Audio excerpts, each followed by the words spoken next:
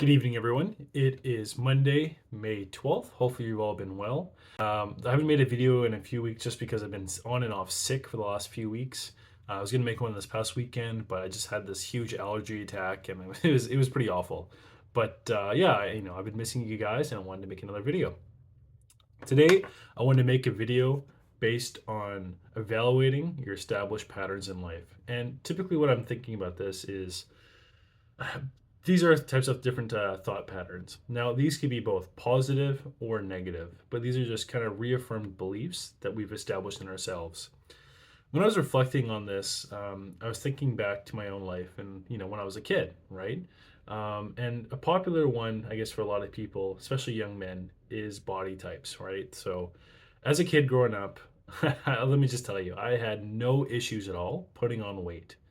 Um, when I was in the sixth grade, I was almost 6 feet tall and almost 200 pounds at that time. Um, I actually thought that by the time I was 20, I was going to be like 6'5" to 6'7" because I was growing about 2 or 3 inches every year. And I thought I was going to be 300 pounds plus. But why do I bring this up? I bring this up today just because my entire life, I just thought to myself as being an overweight, big person. Now, there might be some truth in the genetics of things. I might be genetically dispositioned to gain a lot of weight quickly. Um, I might have troubles losing weight, via like a slow metabolism. And I'm definitely falling more into that endomorphic side. If you were to take those three different body compositions, I'm definitely more endomorphic. At the end of the day, should I choose to want to lose weight, it's still my responsibility. Sure, being endomorphic means that I'll have to be a little bit more careful on my diet as well as my cardio regimen, but it doesn't mean you can't do it, right? And I really think back to the book Can't Stop Me by David Goggins. In the book, David describes how he dropped out of the military in his early 20s and was working as an exterminator. During this time, he kind of fell into a small depression and he gained a bunch of weight and was just fed up with his life. And he wanted to go back into I believe, the Navy SEAL Academy. But to do so, he had to drop an ungodly amount of weight, something like 120 pounds in like 5 months. And what he did is he just put his mind to it and did it, right? And he was a big guy. He said, I think he was like 260, 270 or something like that. And he got down to like 170 or 180 pounds. It was crazy in like 5 or 6 months. So why do I bring that up? It's just because, honestly, I could potentially fall into the same category, right? I know when COVID first started, and all the gyms were locked down, instead of going to the gym and weight training, which I normally do, I decided to start running instead. And literally every single day, I would do cardio. And yeah, I think I dropped like 35 pounds in 3 or 4 months. So, in saying that, really, the established belief I had as a kid, oh, Mike, you're always going to be fat, you're always going to be overweight, is really kind of BS, right? There's no truth in it. If I want to lose the weight, I can. I've already proven it to myself, and I've seen other people do it as well, like David Goggins in his book. Now, why do I also bring this up? Because I think this idea can really show up in a lot of ways, especially in young men.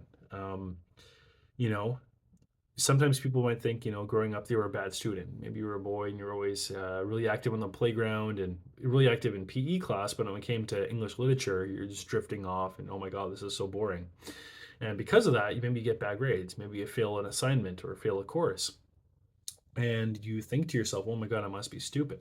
No, you're not stupid. You're just not set up for that type of environment, right? So, um, if you're not applying yourself and you're not engaged, of course you're not going to do well, especially as a kid, right? You don't have the attention span necessarily to focus on tasks like an adult would, right? So you're still learning things. So you're not stupid. You're just not fit for that specific environment. This could also be the same thing for maybe choosing the wrong major in college, right? So maybe you're a bad student, and you don't get into the program that you want, and maybe you go into a program and you graduate 4 years later and you can't find a job. If you graduate and you can't find a job, it doesn't mean you're necessarily doomed. You could always just reskill and do something else, right? Maybe you do 5 or 10 years in a career and you're like, oh my God, I hate this. You don't want to do it. And maybe you want to transition. There's nothing to stop you from doing that, right? I mean, I take it for me, I'm 30, right? So sometimes I think about, oh, what happens if I did this career or that? I'm happy where I am, but I think about it. I'm like, you know what, at the end of the day, even though I had to spend a few years going back to school and getting re-educated, my average retirement age is 65. that's still 35 years ahead of me. So even if it takes me 5 years, let's say I do it part time, it takes me 5 years to reskill. That's 30 years in a career. And 30 years in any career is going to make you a senior in that career, right? So whether you started at 20 or started at 30, or hell, even 40, what does it matter? Just go for it, right? If it's going to make your life better, do it. Um, yeah, sometimes we just have to stop and analyze our lives, really, is what I'm trying to say in this video. you know, if you probably thought about it in your own life, there's probably dozens, maybe even hundreds of automatic thought patterns. Oh, I'm too poor. I'll never live in this area code. Oh, maybe I'm too fat. I'm too stupid. I have troubles learning languages. I'll never be able to learn a second language or learn a computer language or, read all those classic literature books. I don't understand the definitions of these words. Whatever it is, whatever the struggle is with you, there's a lot of limiting beliefs out there. So, give it a shot, right? Even when I started making these videos, I thought to myself, oh, I've been watching YouTube since around 2007, 2008, quite regularly. And, you know, although I always wanted to do YouTube myself, I never put myself out there. I was always so nervous. And, and here I am now in 2025. What's that? 17, 18 years later, finally putting myself out there on YouTube, trying it out.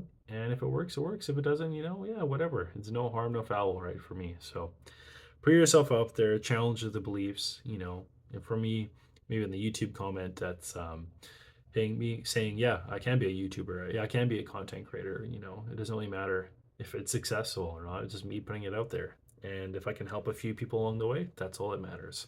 Nothing is written in stone. Things are written in pencil and meant to be erased. Even if something is written in pen, you still have a long runway ahead of you. Tear it out, scratch it out, do whatever, and try again. So that's it for today. Evaluate your established life patterns. Evaluate certain limiting beliefs that you have in yourself, and yeah, live life.